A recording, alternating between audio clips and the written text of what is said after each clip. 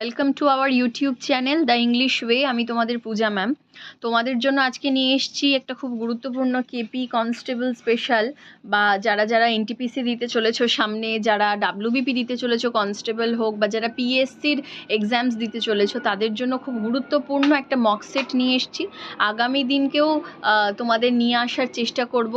আর গতকাল আমি যেটা দিয়েছি সেটাও তোমরা একটু দেখবে, খুবই গুরুত্বপূর্ণ প্রশ্ন ওখানে ছিল। Kolkata police constable special, Kolkata সমস্ত আপডেটেড নিয়ে প্রশ্নটা ছিল আগের পিডিএফটাতে।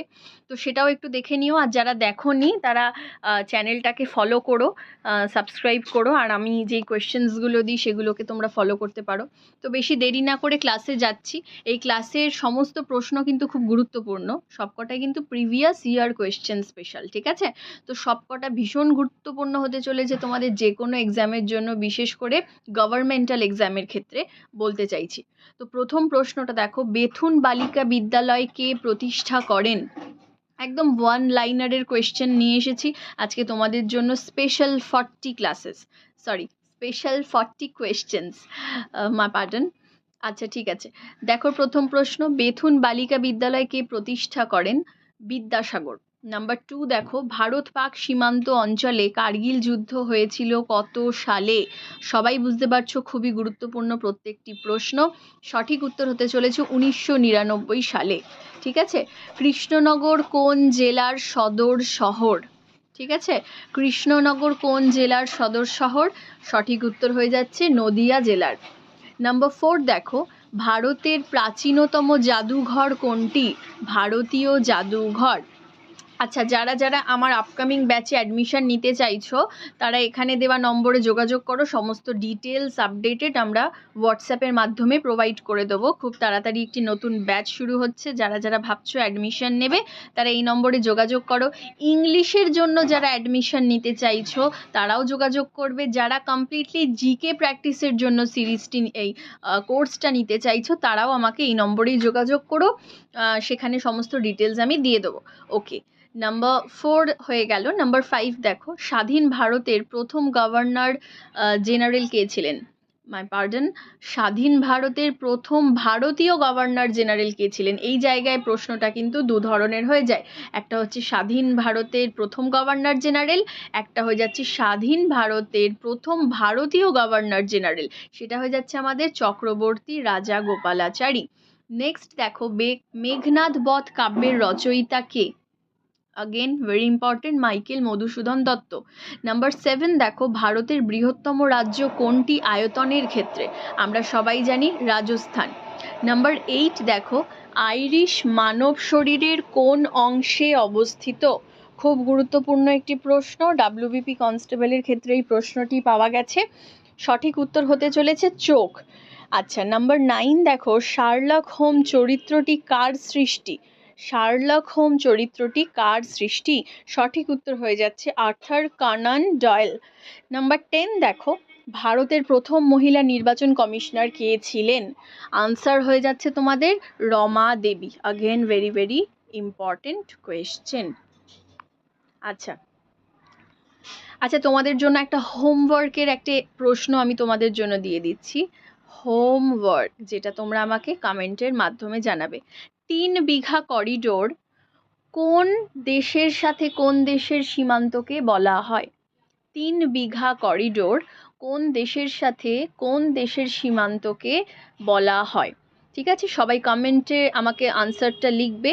আমি দেখব কারা কারা সঠিক উত্তর দিচ্ছ, তাদেরকে আমি ডেফিনেটলি একটা করে লাভ রিয়াক্ট দেওয়ার চেষ্টা করব। এইভাবেই তোমরা তাহলে এগিয়ে যাবে পড়াশোনা করতে করতে। আর যাদের মনে হচ্ছে যে আমাদের জিকেটা খুব একটা স্ট্রং না, বা আমাদের ইংলিশটা কোথাও একটুখানি দুর্বল, যেটা আমাদের ফিক্স করার দরকার আছে, তো দেরি না করে নিচে যে নম্বরটি দেওয়া আছে সেখানে যোগাযোগ করে অ্যাডমিশন নিয়ে নাও। খুবই স্বল্প মূল্যের বিনিময়ে তোমাদের জিকে এবং তোমাদের ইংলিশ দুটোই আমি স্ট্রং করার চেষ্টা করছি। ক্লাসেসও চলছে, তোমরা ওইভাবে মক টেস্ট পেয়ে যাবে, ক্লাসেস পেয়ে যাবে, সেটা হিস্ট্রি হোক জিওগ্রাফি, হিস্ট্রি হোক জিওগ্রাফি হোক, সেটা তোমাদের জিআই বলছি, সেটা তোমাদের কি বলে ওটাকে, স্ট্যাটিক জিকেই হোক না কেন, সব মিলিয়ে একটা প্যাকড আপ জিকে ক্লাস আমরা স্টার্ট করেছি, সেটাতেও তোমরা অ্যাডমিশন নিয়ে নিতে পারো। আচ্ছা, নাম্বার 11 দেখো, প্রথম মহিলা হিসাবে প্যারালিম্পিকে পদক জিতেছেন কে? খুব গুরুত্বপূর্ণ প্রশ্ন এটি আপকামিং যে কোনো এক্সামের ক্ষেত্রে। So the answer is Dipa Malik. সবাই চেষ্টা করবে মনে রাখার নামটা। নাম্বার 12 দেখো, ভারতের কোথায় জাফরান চাষ হয়? জম্মু কাশ্মীর।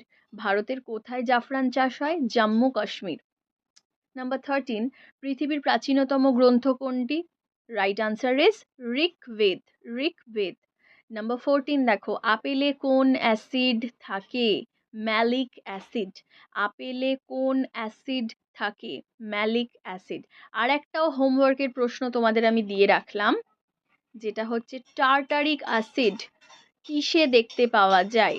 টার্টারিক অ্যাসিড কিসে দেখতে পাওয়া যায়? আচ্ছা, নাম্বার 15 দেখো, রেইনবো নেশন কোন দেশকে বলা হয়? দক্ষিণ আফ্রিকাকে।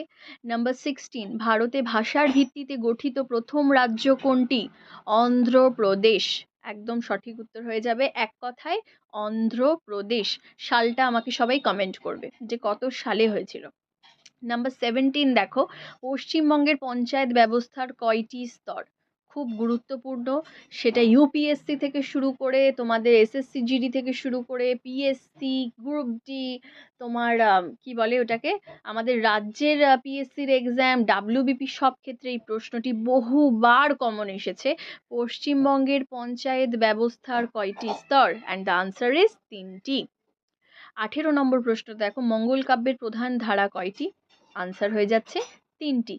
নাম্বার 19, সুষম খাদ্যের উপাদান কয়টি? উত্তর হয়ে যাবে আমাদের 6টি।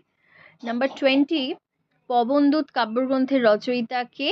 Answer is ধৈ। 21 দেখো, দিল্লির প্রাচীনতম নাম কি ছিল? ইন্দ্রপ্রস্থ। শুধুমাত্র দিল্লি না, ঠিক আছে, আমাদের যে 1600 মহাজনপদ যেটা আছে, মগধ, ব্রিজি, মল্ল, এগুলোর যে নাম, অরিজিনাল নাম, পুরনো নাম, এগুলো সবাই কিন্তু ঠোঁটস্থ রাখবে। এগুলো খুব দেয় পরীক্ষাতে, যে গয়ার পুরনো নাম কি ছিল, নানা রকম, ইন্দ্রপ্রস্থ, ব্রিজি, মল্ল, এগুলোর কারেন্ট নাম কি বা এগুলোর পুরনো নাম কি, এগুলো সাংঘাতিকভাবে আমাদের এক্সাম হলে দেখতে পাওয়া যায়। নাম্বার 22 দেখো, উত্তরবঙ্গের পূর্বতম নদী কোনটি? And the right answer is Raidak. Number 23 দেখো, উখা বন্দরটি কোন রাজ্যে অবস্থিত? গুজরাট। উখা বন্দরটি কোন রাজ্যে অবস্থিত? গুজরাট। অন্নপূর্ণা পর্বত কোন দেশে অবস্থিত? নেপাল। অন্নপূর্ণা পর্বত কোন দেশে অবস্থিত? নেপাল। কোন শহরকে চন্দন বৃক্ষের মন্দির বলা হয়? মাদুরাইকে। কোন শহরকে চন্দন বৃক্ষের মন্দির বলা হয়? আনসার ইজ মাদুরাইকে। গান্ধী সাগর অভয়ারণ্য কোথায় অবস্থিত? খুব গুরুত্বপূর্ণ। টাইগার রিজার্ভ, পক্ষীরালয়, মানে এগুলো ন্যাশনাল পার্কস, এগুলো খুব গুরুত্বপূর্ণ। সবাই এই যে লিস্ট হয় সেগুলো নিজেরা করে রাখবে। আর যারা আমাদের কাছে পড়ছো তাদেরকে তো আমি প্রোভাইড করেই দেবো, সে বিষয়ে চিন্তা নেই। সমস্ত ন্যাশনাল পার্কস, সমস্ত যে পক্ষীরালয় যেগুলো আছে, টাইগার রিজার্ভ, তারপর নানা রকম যে স্পেশাল জায়গাগুলো, রামসার সাইটস, সব কিছু আমি সেখানে তোমাদেরকে শিখিয়ে দেবো। তার বিষয়ে ভাবতে হবে না। যারা যারা আমার কাছ থেকে প্রিপারেশন নিচ্ছ না তাদেরকে এটা আমার স্পেশাল বলা, স্পেশাল একটা সাজেশন, সবাই এটার একটা লিস্ট বানাও। লিস্ট বানিয়ে সেগুলো অবশ্যই মুখস্থ করো। এগুলো খুব আসে, Ramsar sites, national parks and all. তারপর টাইগার রিজার্ভ, ঠিক আছে, মধ্যপ্রদেশ, রাজস্থান, নানা রকম টাইগার রিজার্ভ যেগুলো আছে। ত্রাসের নদী নামে খ্যাত কোন নদী? খুব ইম্পর্টেন্ট, তিস্তা নদী। 28 দেখো, সালাল জলবিদ্যুৎ কোথায় অবস্থিত? জম্মু কাশ্মীর, সালাল। ওকে। 29, বানাম নদী কিসের উপনদী? বানাম কোন নদীর উপনদী? আনসার হয়ে যাচ্ছে চম্বল। ব্রোঞ্জে কি কি থাকে? তামা ও টিন।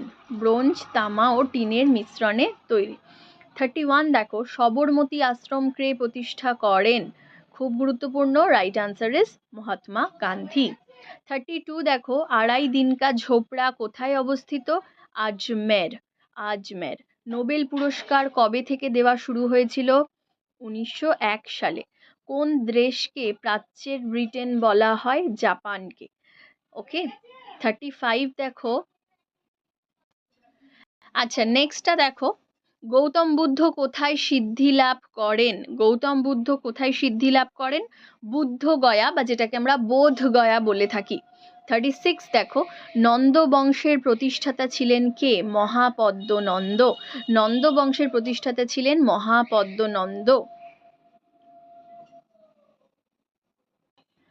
আচ্ছা, নাম্বার 37 দেখো, কামরূপ রাজবংশ কোন রাজ্যে ছিল? সবাই জানো, আসামে। কামরূপ কামাখ্যাও বলা হয়। আসামের একটি পবিত্র স্থান কামরূপ কামাখ্যা, সেখানে কামরূপ রাজবংশ একসময় শাসন করেছিল। আচ্ছা, 38 দেখো, গান্ধীজিকে মহাত্মা নামে অভিহিত করেন কে? রবীন্দ্রনাথ ঠাকুর। উদ্ভিদ হরমোনগুলির মধ্যে ফল পাকতে সাহায্য করে কোন hormone? Ethylene.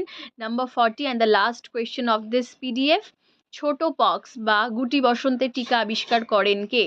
Very very important question. This full PDF is totally covered up with each and every previous year question which is commonly we can see in every each and every governmental exams in questions. Okay, so the last question is ছোট pox বা গুটি বসন্তের টিকা আবিষ্কার করেন কে? Doctor Edward Jenner. So this is your PDF. এখানেই ক্লাসটা শেষ হচ্ছে। সবার কেমন লাগলো অবশ্যই কমেন্টের মাধ্যমে জানাবে, বন্ধুদের মধ্যে শেয়ার করবে যারা যারা একসাথে তোমরা কম্পিটিটিভ এক্সামের জন্য প্রিপারেশন নিচ্ছ। আর যাদের যাদের জিকের জন্য ক্লাসেস দরকার বা যাদের ইংলিশের জন্য ক্লাসেস দরকার, দুটো পার্টিকুলারলি আলাদা ক্লাসেস আমি প্রোভাইড করি। তুমি দুটোও একসাথে নিতে পারো বা আলাদা আলাদা করে যে কোনো একটাও নিতে পারো, দ্যাটস আপ টু ইউ। যারা যারা ক্লাসেস নিতে চাইছো তারা এই নম্বরে আমার সাথে যোগাযোগ করো। দেখা হচ্ছে তোমাদের সাথে নেক্সট ক্লাসে। Thank you.